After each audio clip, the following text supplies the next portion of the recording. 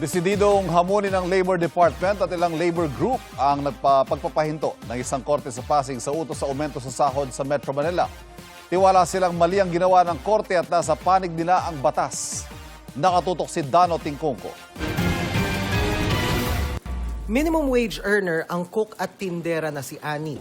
Madaragdagan sana ng 85 pesos ang susunod niyang sweldo kung hindi pinahinto ng Pasig Regional Trial Court Branch 152 ang aumento. Sayang po talaga kasi dito mataas yung sahod ng mga tao ngayon eh. Lalo pat naghihirap yung mga tao ngayon. Makakatulong kasi sa pamilya ko, lalo pat sa anak ko at makapagnegosyo din ako. May anak akong binubuhay na 2. Kung ikukumpara sa mga kapitbahay nating bansa, ang kasalukuyang minimum wage sa Metro Manila hindi nalalayo sa minimum wage sa Bangkok, Thailand. Mas angat tayo sa Cambodia at sa Hanoi, Vietnam. Pero mas malaki pa rin ang minimum wage sa Jakarta, Indonesia, pati sa Brunei at Malaysia. Bukas, nakatakdang dinggin sa Pasig RTC ang apela ng Labor Department sa temporary restraining order o pansamantalang pagpapatigil sa 85 pesos na wage hike sa Metro Manila. Nakatutok po tayo. Pati ang Office of the Solicitor General, may hearing nga bukas. At yung mga ilang undersecretaries nandoon, pati yung buong legal service ng DOLE. Nasa batas nga po yun eh. So lahat po ito mabe-ventilate bukas. Kasi lahat po ng ating pinag-uusapan ay outside the courtroom. May batas po tayong sinusunod, may proseso. Yes. So mananaig po dito ang saligang batas. Ang final arbiter nito ay ang husgado. Dahil nakabinbin pa sa korte, tumanggi muna si Labor Secretary Francis Tolentino na pag-usapan ang merito ng 2 petisyong kumukwestiyon sa Wage Order 27 ng kagawaran para sa 85 peso wage hike o dagdag ng 1,700 pesos kada buwan sa minimum wage sa Metro Manila. Bukas din nakatakdang maghain ng mga labor group ng mosyon para bawiin ng korte ang TRO. Kinu-question din kasi ng ilang labor group kung bakit idinaan sa korte ang petisyon ng Redicon Trading and Construction Corporation at R2 Builders Incorporated.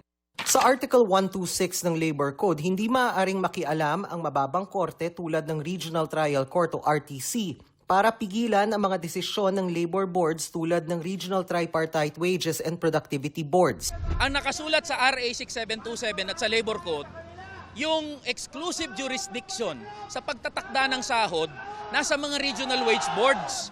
So kung merong apela, yung halimbawa mga negosyante, dapat ang pupuntahan nila National Wages and Productivity Commission, hindi sa RTC. So pinangingibabawan, pinangihimasukan ng Pasig RTC Branch 152 kung ano yung nakasulat sa batas. This really merits a congressional inquiry. Mayroon kaming pagkilos bukas at sa harap ng DOLE at saka dito sa Pasig RTC. Ang aming purpose muna ay palaala dito kay Judge Marie Joyce Manungsong na bawal sa labor code yung paghaharang sa anumang wage increases na inilalabas ng Regional Wage Board. Bawal yun. Abay, magiging president ito.